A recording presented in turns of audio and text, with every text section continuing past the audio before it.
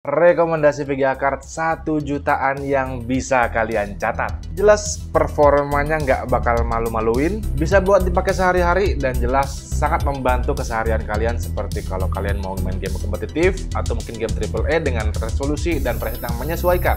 Apalagi ini sangat direkomendasikan bagi kalian yang punya PC jadul dan pengen upgrade performa. Nggak usah banyak babi, langsung aja kita bahas VGA card yang akan gue rekomendasikan.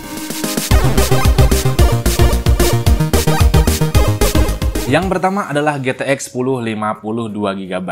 Kartu grafis entry level Nvidia dengan arsitektur Pascal ini untuk cocok banget untuk kalian gunakan sebagai VGA card esport dan penggunaan sehari-hari. Kelebihannya antara lain konsumsi dayanya yang rendah ya, hanya 75 watt dan tidak memerlukan daya tambahan biasanya, tidak pakai pin power, dan performanya yang cukup baik untuk game kompetitif atau bahkan game AAA dengan resolusi dan preset yang menyesuaikan. Tetapi kekurangannya ya performanya sebenarnya ya so-so lah, yang nggak bagus-bagus amat. GTX 1050 2GB bisa kalian dapatkan di harga 800 sampai 900 ribu rupiah saja.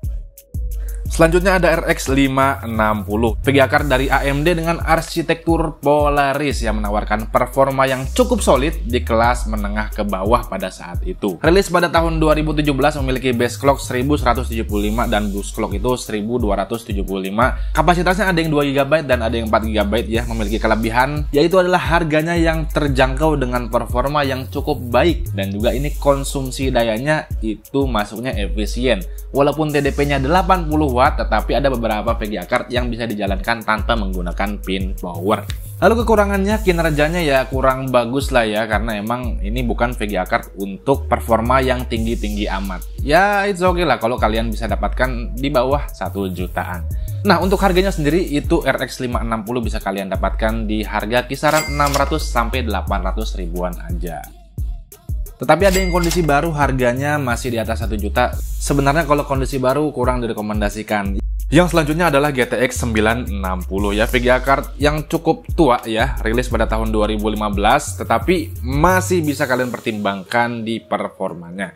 Yang jelas kelebihannya adalah performanya yang cukup baik untuk game pada resolusi 1080p, dan juga VRAM-nya yang lumayan besar ya, memang 4GB VRAM-nya. Ya jelas sangat membantu untuk mengakses tekstur-tekstur game yang lebih tinggi ya, walaupun sekarang itu standarnya udah 8GB, tapi ya di bawah 1 juta ini udah oke banget. Tetapi kekurangannya ya dukungan drivernya itu sudah lawas dan tergolong juga tua ini VGA card, dan TDP-nya sebenarnya lumayan tinggi ya, 120 watt dan membutuhkan 6 pin power. Untuk harganya sendiri bisa kalian dapatkan di 800 sampai 900 ribuan aja.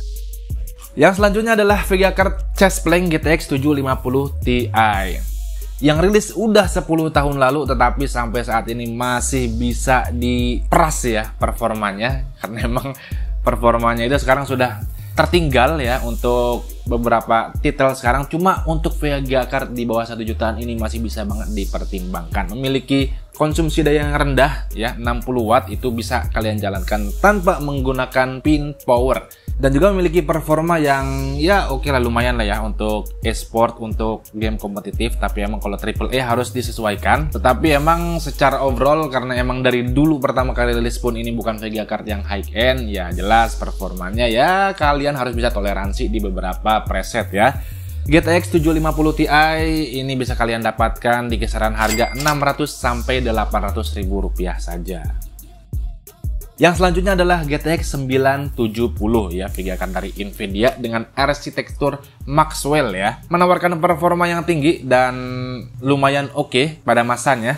Dirilis pada September 2014, memiliki kelebihan performa yang sangat baik ya di resolusi 1080p, dan memiliki VRAM-nya juga itu udah ada yang 4GB, yang ini pada masanya itu sangat tinggi. Cuma memang sekarang ya standarnya udah mulai naik, tapi ini tetap bisa dipertimbangkan ya. Cukup lah untuk game-game yang memang grafiknya agak demanding. Tetapi kekurangannya konsumsi dayanya itu sangat tinggi ya, relatif tinggi, dimana dia juga meminta 2x6 pin, dan memang harus pakai pendinginan yang optimal, karena biasanya ini VGA card pakai fan-nya itu 2-3 fan.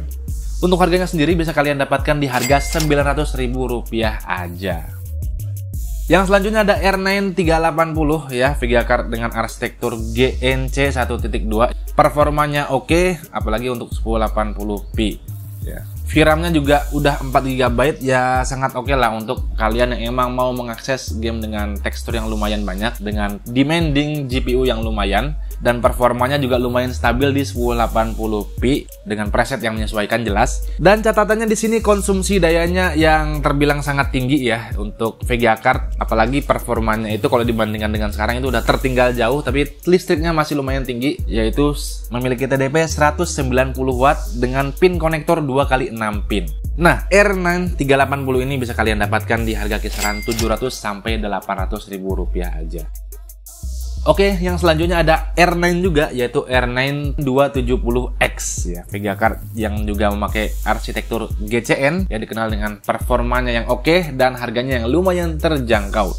Dirilis udah 11 tahun lalu ya, pada tahun 2013, tetapi masih memiliki performa yang oke lah ya, bisa dipertimbangkan dengan kinerja yang cukup baik di resolusi 1080p, tapi jelas dengan preset yang menyesuaikan. Tetapi di sini kekurangannya konsumsi dayanya juga lagi-lagi ya, tipikal Vega card AMD zaman dulu itu konsumsi dayanya tinggi, dimana TDP-nya itu 180 Watt dan meminta pin konektor itu 2x6 pin.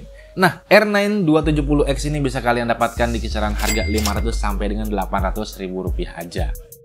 Oke, nih yang selanjutnya ada GTX 950 ya, Vega card yang lumayan oke, Vega card budget pada masanya, dan performanya itu masih bisa dipertimbangkan dengan efisiensi daya yang terbilang cukup oke. Vega card ini dirilis pada tahun 2015 yang memiliki memorinya itu 2 GB GDDR5, TDP-nya 90 Watt, yang jelas ini akan meminta daya 6 pin PSU PCIe.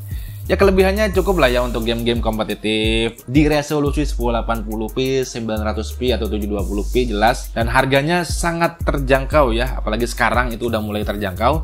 Tapi memang kekurangannya kinerjanya kurang optimal untuk game dengan grafis tinggi ya, jelas karena ini serinya ada di bawah 1050 2GB.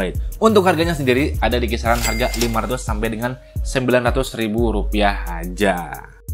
Yang selanjutnya yaitu jelas ini favorit gua, walaupun ini performanya so-so biasa saja, bahkan di bawah rata-rata, cuma ini selalu masuk ke rekomendasi Vega card yang selalu gua rekomendasikan, yaitu adalah GT 1030. Karena apa? Karena emang ini adalah Vega card dengan konsumsi daya yang sangat rendah ya, hanya 30 Watt aja TDP-nya. Tidak meminta pin konektor dan juga oke lah buat game-game ringan. Cuma emang kelemahannya ya performanya itu loyo dan juga tidak ada encodernya. Untuk harganya sendiri bisa kalian dapatkan di harga 500 sampai dengan 700 ribu rupiah saja. Ya, itu dia rekomendasi Vega card yang gue rekomendasikan di bawah 1 jutaan yang bisa kalian beli. Nah, pertanyaannya, Bang, kenapa nggak ada RX 570, 580 dan sebagainya? Nah, di sini video ini gue nggak merekomendasikan Vega card yang biasa digunakan bekas mining karena emang sangat berisiko sekali. Untuk jangka panjang jelas tidak bagus, dan memang banyak juga dari kalian itu cerita kalau emang Vega card yang bekas mining itu paling bertahan cuma 1-2 bulan aja. Ya, which is itu sangat tidak recommended ya. Walaupun kalau kita berbicara secara performa itu emang kenceng dan di harganya itu udah paling kebut, cuma ya secara jangka panjang ya mending performanya nggak begitu kencang tapi awet ya, daripada kencang tapi cuma bertahan 1-2 bulan aja. Nah, juga gue berpesan bagi kalian, ini kan karena emang kebanyakan Vega cardnya bekas, jadi bagi kalian yang pengen beli dan pengen check out, usahakan tanya dulu ke penjualnya secara detail dan ikuti aturan main di marketplace, karena emang ini walaupun bukan bekas mining juga tetap ada resikonya. Seperti apa, Bang? Seperti saat unboxing itu kalian rekam video, dan langsung saat di unboxing langsung dites di PC-nya apakah berjalan atau tidak. Ya, kalau nggak dites seperti itu kita nggak tahu apakah Vega card jalan atau enggak. Yang jelas ini agar kalian lebih aman aja. Ya, itu udah rekomendasi dari gua Vega card yang bisa kalian dapatkan di harga di bawah 1 jutaan. Kalau kalian suka videonya, boleh kalian like videonya, follow GoNamTech, subscribe GoNamTech. Kalau kalian tidak suka, boleh kalian dislike. Terima kasih sudah menonton GoNamTech sampai habis, and always see you next time. Wassalam.